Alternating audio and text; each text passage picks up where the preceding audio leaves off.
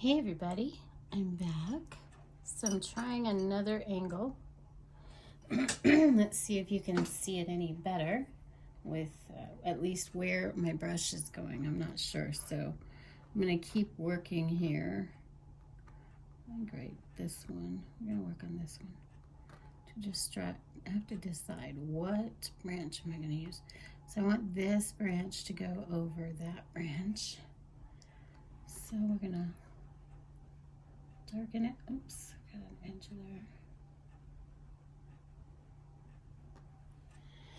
there. Well, watch this video. You're just going to come along with me on this experiment stuff because, well, you know, once it's painted, so can't really redo the video, can I? All right, my hand does not want to go that way, so we're going to turn it sideways. So this time I brought the camera up higher and then angled it down towards the painting to see if you can see where the brush is going or not. We'll find out when I get done with this video, won't we?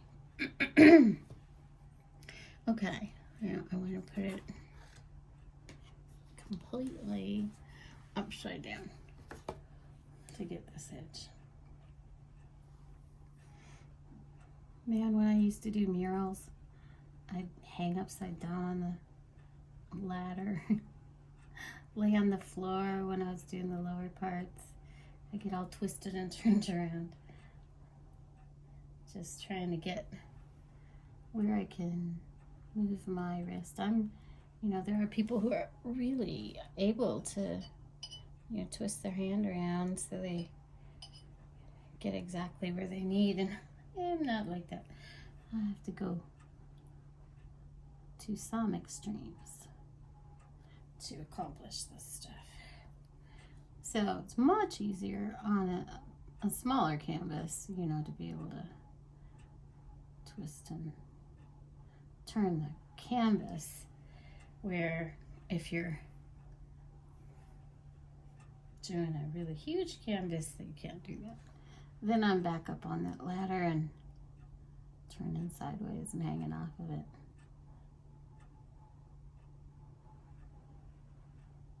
The last large canvas I did was actually for myself. That was that last impressionistic ocean one that I did. I still like it. It's fun to do something for yourself once in a while.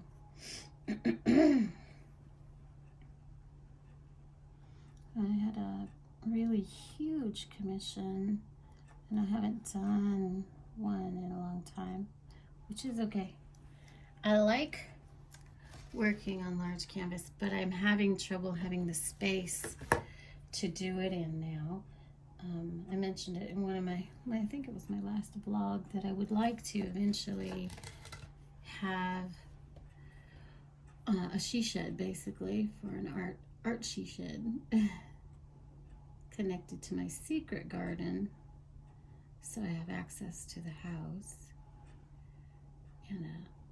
and water there by the bathroom, so that I could spread out, and I could do really large pieces, and I could also be, you know, very messy, which is, I feel, a super amount of fun being messy while you're doing art.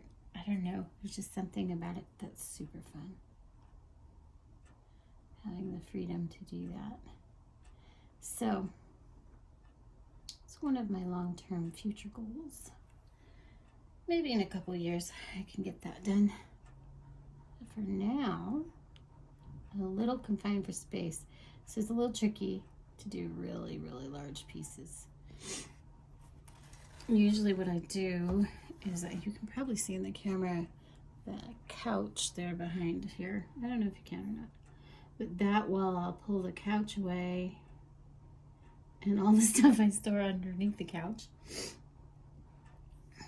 and attach the large canvas to the wall there, and then, you know, paint it, and then when I'm done, put everything back, which is kind of a hassle. It's not enjoyable to live with everything in a pile in the living room, you know, but it works. I'm not complaining. It's just something that would be nice for when I do large pieces to have that space. But with these size canvases, you can twist them and turn them, so it's really handy.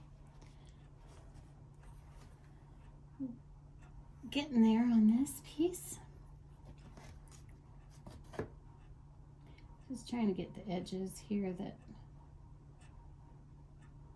I feel like I didn't get correctly earlier, and that's gonna need a different kind of brush, I think. Right there. Now I'm gonna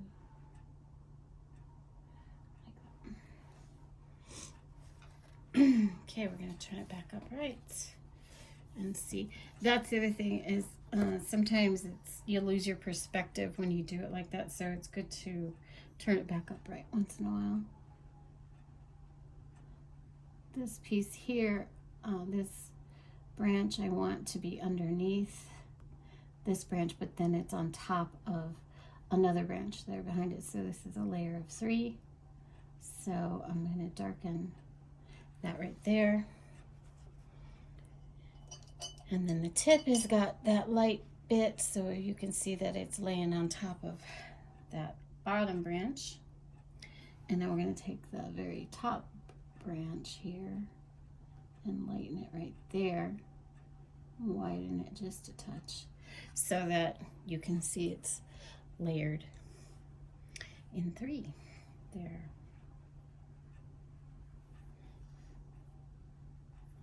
Okay, there we go, that one I like. That's good. All right, now I have some edge on this piece. This one I want to get to right here. Right there, I don't like that edge. Just gonna fix that. There we go. I like that. That looks good. Okay. So, no, I've got some more over here on this one. Right here I didn't like.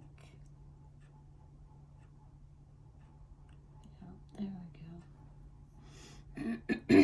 And then I'm gonna highlight that one because it's sitting on top. I also don't like how it is down here. It looks like it's just laying on top of a wave instead of being in front of the ocean. So there, now it looks like it's in front of the ocean. And it looks to me like I've got a little more edge work here. I think I just bumped the camera, sorry guys. This is definitely a learning process. I tell you, I see so many videos that are just amazing. There's people who are just, you know, natural at it. I am not.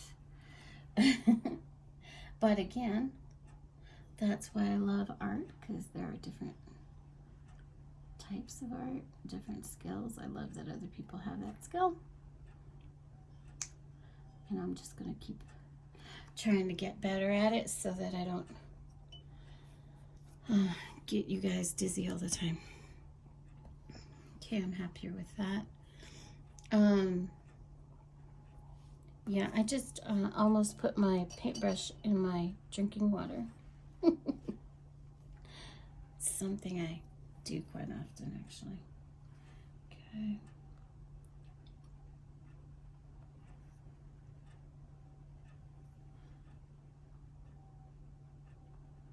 Okay.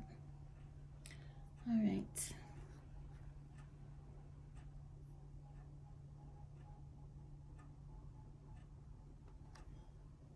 Just bringing in some little light here and there.